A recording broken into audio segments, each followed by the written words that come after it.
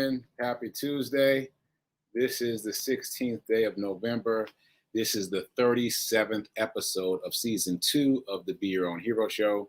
HERO is an acronym. It means helping everyone reaps optimism. In other words, helping others helps you. It's a reciprocal action. Try it. You might like it. I'm your host. I'm sekouwrites. I am a professional creative and the creator of what is now called the Hero Ministry Movement. And that's my effort to inspire and empower the unhoused community in a number of different ways. So quick disclaimer, I'm not a personal trainer or a financial advisor, so do your homework, do your research, do your due diligence in all cases. And shout out to New Thought Media Network for allowing me the space and opportunity to be here and talk about my journey of becoming my own hero, especially as it relates to finances. Check me out here Monday through Friday at my new time, 9:45 a.m. Eastern time. All right. So if this show provides value, if you like it, if you enjoy it, please like, comment, tweet, share, donate, etc. Especially donate now because of the charity run. So that said, let me jump right into that. So Hero Ministry Movement News. That's a mouthful. Hero Ministry Movement News. So shout out to the people who are watching live. I appreciate you finding me. I know I just added 15 minutes without making an announcement. And that's kind of on purpose. I wanted to kind of find my rhythm with this extra 15 minutes. But I see some of y'all have found me, so I wasn't able to hide for long. So shout out to you guys for being there with me. The folks in the chat, what's up, Gladys? Hey, Nan. Hey, Tim. With the cup of coffee for everybody. I appreciate that. All right, so Hero Ministry Movement News. This is day 169. It feels crazy to even say that out loud. This is day 169. I've been running every single day for 169 days in a row. I've been running at least a mile for 169 days in a row. I've been running at least a 5K for the past 67 days in a row. And that includes the 10K that I ran this past weekend in Baltimore and some other longer distance runs. So I've been racking up the miles. Right now, I'm over 450 miles, which again feels kind of crazy to say, but I'm over 450 miles. There's only 19 days left until December 4th, which is the 4th annual Hoodies for the Homeless event, which was created by Project Love Strong. So we're on the countdown. We're on the countdown for me to get to my 500-mile mark and also for me to get to the $5,000 mark, which is my goal to donate. And my intention is to donate all of the money to the 8 nonprofits that I've been working with during this process. I've been calling them the Elevating 8. So the 8 nonprofits that are dedicated to working with the unhoused community in 4 different cities. So speaking of which, if you missed it, I was able to interview someone from Nashville Launchpad. I talked to Brandon Marshall, who's on the board of Nashville Launchpad this past Sunday. He is the representative of the 8th nonprofit, the most recent nonprofit to join the Hero Ministry Movement run. And so it was really good to hear him talk about what's needed and what they do. If you missed it, check the replay. Also, just this morning, I posted a quick 60-second snippet of Brandon talking about what they need and how they operate. And he was talking about how other nonprofits in Nashville provide them food to provide to the unhoused teens that they work with. Well, I shouldn't say teen, youth, 18 to 24-year-olds. So really exciting work. And my intention now is to connect some of the Elevating 8. So this morning I connected Nashville Launchpad with In God's Hand, which is another one of my Elevating 8 nonprofits. In God's Hand, you may remember, cooks food every day. Lisa Sutton, who was interviewed by Reverend Melissa on Living Life in Joy, she cooks food every day for the unhoused, and she delivers it to the unhoused wherever they may be, under underpasses, at unhoused shelters, just anywhere she can. So since she already creates food for the unhoused, I connected her with Nashville Launchpad this morning, and I'm hoping there'll be some synergy there and she can bring some food to them. And that's very exciting for me to have some connectivity between these 8 nonprofits that I'm working with. So anyway, excited about all of that. And I forgot to mention a couple things about my run in Baltimore.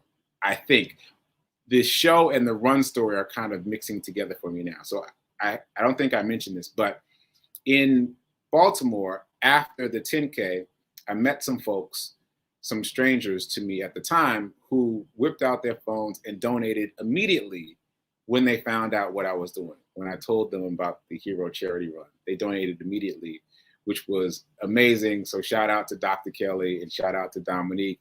I greatly appreciate you for donating to a stranger. And also shout out to both of them for continuing to promote my charity run. They've both been sharing it in their community. And Dr. Kelly is a Delta.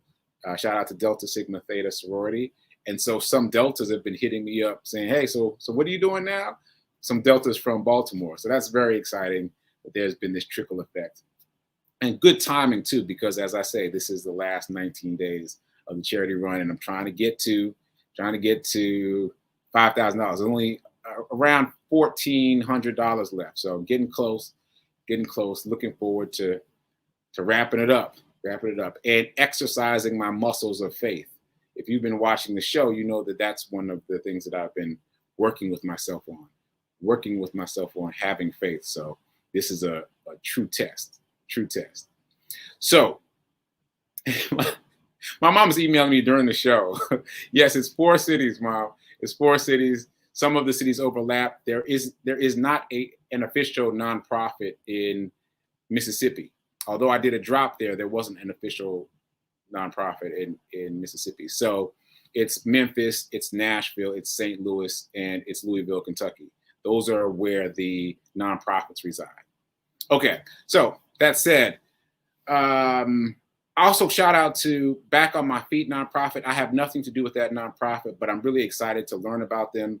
They were one of the beneficiaries of the charity run in Baltimore. And just to reiterate what they do, they literally go to homeless shelters and they recruit the unhoused to start running, to create goals for themselves and start running at least 3 days a week. And if they're able to complete that, then they get access to financial resources and the tools to help them get on their feet.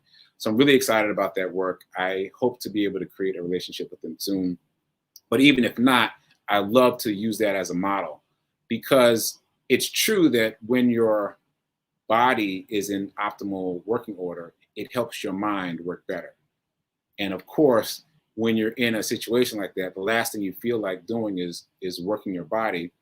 But I'm here to tell you, yesterday, I felt terrible. Headache, stomach ache. I mean, the body ache is ongoing. I mean, my body's been aching since like week 2. So that's normal, but the headache and the stomach ache and other things are just going on. I didn't feel like getting out there. And I got out there and I ran and all of it went away. Like, people don't understand that I need to run to make myself feel better. And I didn't know that either until I started doing it, because our typical reaction is when we feel bad, we curl up in the bed, right? Like, that's what I used to do.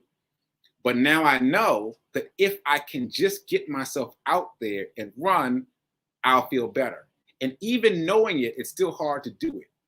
But whatever is happening inside the body, the neurotransmitters, the endorphins, all those things that are created by being in momentum, being in movement, it makes you feel better. So by the time I got back from my run yesterday, I felt 1,000 times better than I felt when I started. So all that said, bringing it full circle, the idea of going to the unhoused and teaching them how to run is amazing. And secondarily, teaching them how to have goals, because I cannot emphasize this enough. Having a goal shapes your destiny and it shapes your movements on a day-to-day basis. I have discovered this for myself just in terms of running. And honestly, I haven't been a person that has had a lot of goals. I've just been kind of moving along as I go through life. But when I started running, I didn't have any particular goal. And then I interacted with Black Men Run in Nashville. And through them, I started to develop goals. Nothing big. It's like, all right, so he just ran a 5K every day for a week. I wonder if I could do that. And then I would try to do it. And so that would be my goal. Like, I'm going to run a 5K every day for a week. And so just interacting with runners made me develop goals. And I swear to you, when you have a goal in your mind, it pulls you a little bit.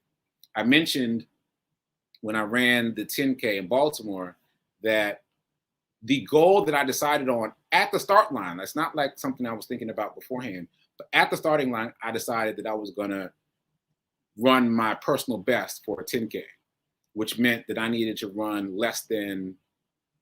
10K in less than an hour.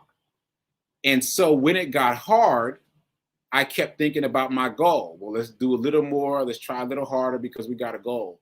And if I hadn't had that goal, I definitely would have stopped and walked many times, many times, because it was a tough course. So just having a goal, however simple, just having a goal will pull you forward.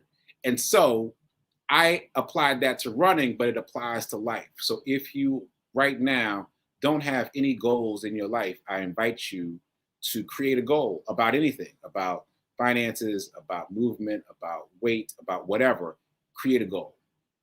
Okay, so I went off on a tangent, but I got more time now, so I still should be good.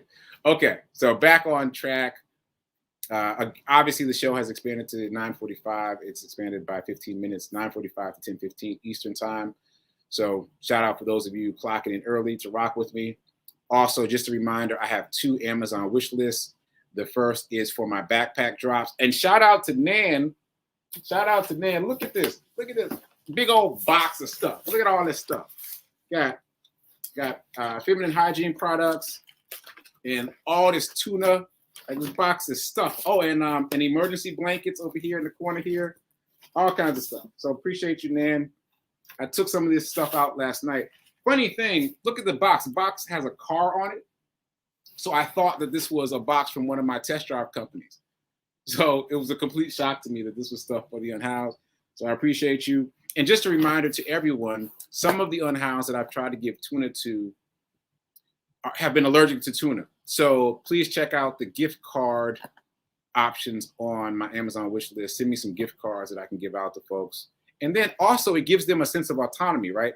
I'm not just giving them a handout. I'm giving them something that they can use to go get whatever they want. So check out the gift cards. And a shout out to Nan for this big old box of things that I will put in my backpack and give out. Appreciate you. Okay, so let's get into some money. All right, so let's do this affirmation. As per usual, I am so happy and grateful to be a multimillionaire in every area of my life. I am so happy and grateful to be a multimillionaire in every area of my life. So keep that with you, carry it throughout the day. Whenever you start feeling tense, whenever you start contracting around anything really, but especially around finances, just remember to take a breath, expand, and claim that you are a multimillionaire in every area of your life. Okay, so let's talk finances. So there's a couple things I want to say, but I want to do a bit of a recap. Again, what we've been doing is building blocks of an investment wall. And these initial blocks have been what I would call the safety blocks. So those are buy and hold, long-term, set them and forget them, put the money in, don't worry about it, just put more money in when you can to invest. So the first of those things is the garden money brick. These are my terms, by the way. Don't go out there talking to other finance people using these terms because they won't know what you're talking about. So my term is the garden money brick. And for that, I mean index funds. So index funds, just a quick reminder, they have tons of companies inside them. Like the one that most of us have heard of is the S&P 500. It literally includes 500 companies, and not just any 500 companies. It includes the 500 biggest companies in the United States. And whenever one falls out, they replace it with another one. So that's about as safe as you can get in the stock market. Buy into the S&P 500, buy, hold, add more shares. This is also a dividend paying stock, dividend paying position. So if you have the dividend reinvestment on, it'll keep building and building and building. So that's my garden money brick. Then the growth money brick these are stocks that do not pay dividends. The previous acronym was FANG, but Facebook has changed their name on NASDAQ. So the new acronym is MANG. Meta, Apple, Amazon, Netflix, Google. These are big companies that are doing big things and will continue to do big things. So those are individual stocks. Although you could find an ETF, which is an exchange traded fund that has growth stocks in it. That's also an option. Next brick, income money. The income money brick, meaning you want some income coming in. And so these are dividend paying stocks. Again, you could simply find an ETF for income producing stocks, dividend paying stocks. The one that I went with was a Charles Schwab dividend paying stock. Although I'm still looking at a few ETFs that include dividend kings and dividend aristocrats. These are companies that have increased their dividend year after year for 25 years and for 50 years. 25 years it's aristocrats, 50 years is dividend kings. So again, there are relatively safe options to make within the realm of dividend paying stocks. And the next brick is real estate investment trust. Obviously, real estate is where the wealth is. And one of the ways you can get exposure to real estate without having to go and buy a property is to buy REITs, real estate investment trust. I haven't selected one for myself yet, but I'm still on the hunt. And one I haven't mentioned before, but it's been on my mind, is bonds. I feel like that is another safe, secure, dependable brick to add to this wall, this investment wall that we're building. That said, the brick that I've been talking the most about is, drum roll, cryptocurrency. This is my risk investment brick, my risk investment brick. So as you know, if you've been watching the show, the rule that I created for myself around risk is the 80% rule, meaning that if you take a position and that position falls all the way down 80%, you can ride it out because you're so confident about what you have purchased a position in. In other words, if it looks like it's about to fail, you still won't worry because you know it's going to, you know that it's going to rebound because you've done enough research, you've done enough due diligence.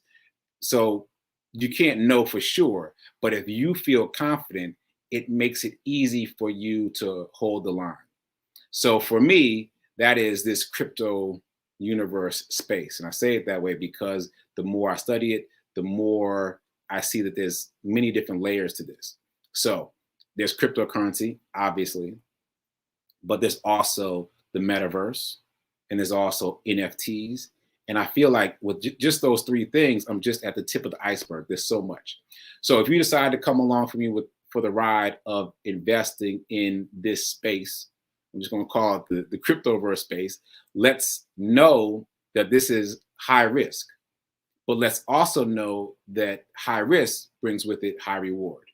It's not guaranteed, and I'm not a financial advisor, obviously, but what I've seen in this space, in the space of investing, is if you want really significant gains, you have to risk. And in order to mitigate your risk, you have to do research. So that's what we're doing. We're doing research together about this particular risk brick, which is the cryptoverse. And again, that's just a word that I made up. Don't go say it to other people, but that's what I'm calling it. Okay, so all that said, I told you I went to this NFT boot camp last week that really blew my mind, and I've continued to dibble and dabble in these three worlds concurrently. So I'm still researching cryptocurrency, still researching NFTs, still researching the metaverse. So what do I want to talk about first? Let's talk about cryptocurrency, because a while ago I talked about how studies have shown that smart people have more financial difficulty, which just blew my mind. But typically, smart people have more financial difficulty because they're rule followers. And CDF students and dropouts are able to conquer finance more easily because they think outside the box. Again, that was mind-blowing. The study was specifically about millionaires, and it said that there are more millionaires who are C, D, F, and dropouts than there are millionaires who are smart people, which blew my mind. Anyway, so this is very good intel for smart people. What I discovered over the weekend is Coinbase, coin, C-O-I-N-B-A-S-E, Coinbase, one word. This is a brokerage for cryptocurrency. They're huge. So huge, as a matter of fact, slight sidebar, so huge that there was a basketball game on TV in the background at one of the places I went during the 10K in Baltimore. There was a TV, on the TV, there was a basketball game, and there were only two sponsors on the floor of the basketball court. Toyota, who we all know, it's a massive company, and Coinbase. Yes, Coinbase. They're that big already. So there's that. So pay attention to that.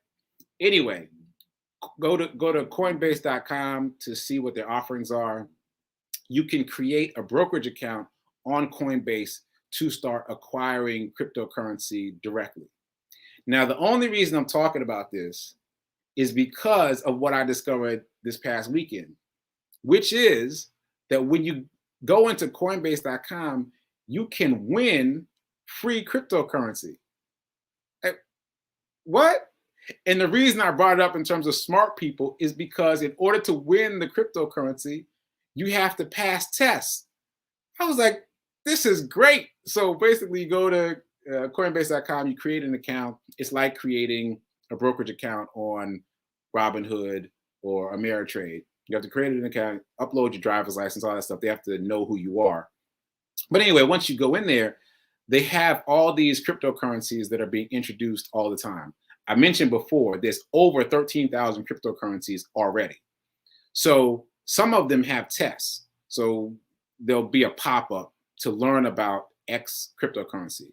And you say, yes, I want to take the test. And they'll give you this presentation, and then they'll give you a test on the presentation. And if you get the answers right, you get free cryptocurrency added to your account automatically. Like I got like 4 or 5 new cryptocurrencies over the weekend, but even more important than the fact that I got free cryptocurrency, I got actual information about what they do. And that was mind-boggling because, you know, Bitcoin and Ethereum, I know those are the two big ones. Those are like the blue chip cryptocurrencies, but I don't know that much about what they do. And so even that is mind-bending because dollars, fiat currency is what it's called. The dollar, the yen, the pesos, all those are fiat currencies. All they do is exchange goods and services, right? That's all they do. But cryptocurrencies, you can build programming into the currency itself so it can have multiple purposes. Like it can actually do things, which is very exciting if you think about it.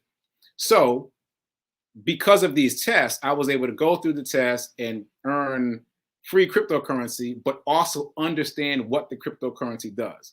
Now, of course, I can't tell you right now because I went through it quickly and I did them all at once and I have to go back through. But I can tell you this.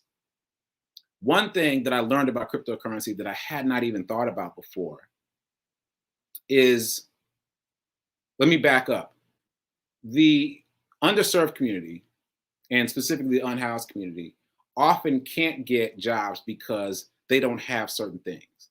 Not only do they not have a physical address, which I was aware of that one, but also they don't have access to their documents. Social Security card, birth certificate, those documents you need in order to get a job usually. In other words, they don't have any identification, no driver's license, no ID card. There's no way for them to identify themselves. Well, one of the cryptocurrencies basically provides identification because this is really interesting. 60% of the underserved community, even though they don't have identification, they have cell phones. This was very shocking to me when I first started working with the unhoused community, how many of them have cell phones. Well, all you need is a cell phone in order to get cryptocurrency.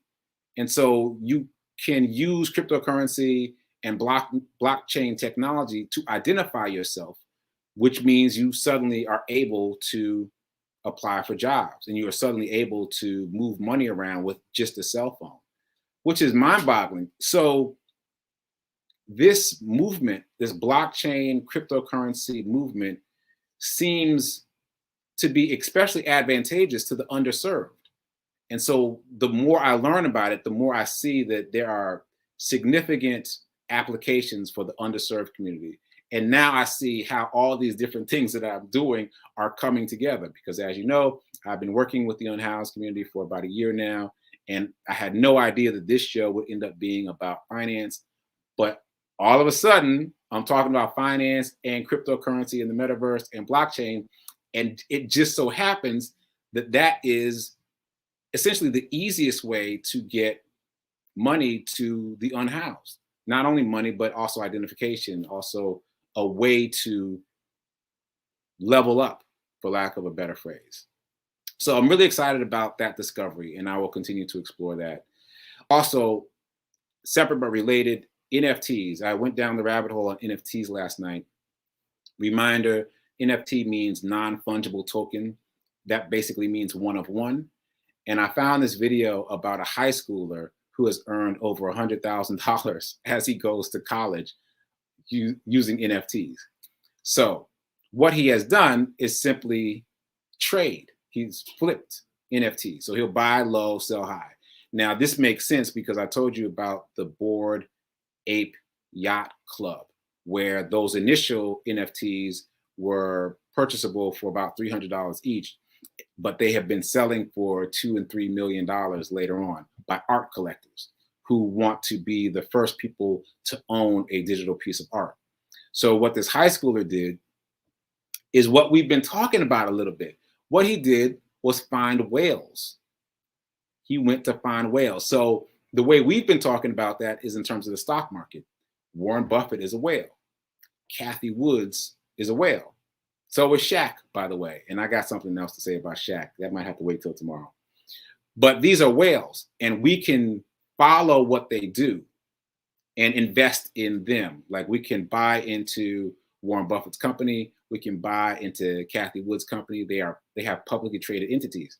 So we can't get the same deal that they can get, but we can benefit from the deals that they are making by simply buying into their companies. So what this high schooler did was look for the whales. In other words, look for the smart money, the people who are making a lot of money in NFTs, and simply do what they do.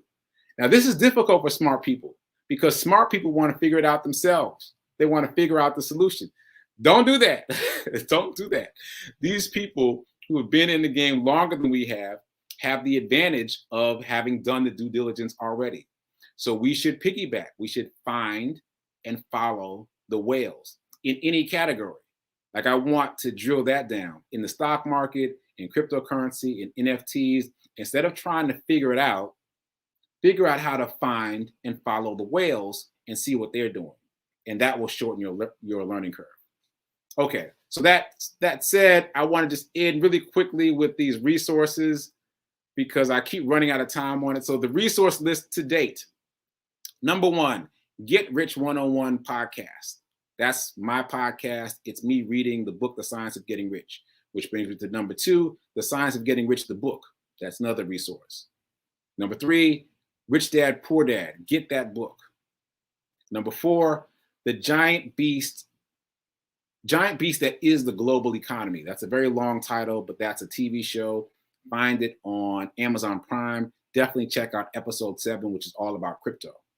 And also take a look at Black Mirror and Electric Dream. They're on Netflix, I think. Black Mirror and Electric Dream, because some of the things that they are proposing as fiction in those two shows are happening in real life, and those shows will help you prepare for it. Okay, I'm out of time. It's time for prayer time, and then at 10:15 right now, and then at 10:30 it's time for Sit with Rev Melissa.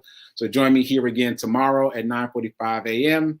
for Be Your Own Hero show. Till then, keep doing, be a hero, be your own hero, and remember that now is better than perfect. I'll see you tomorrow.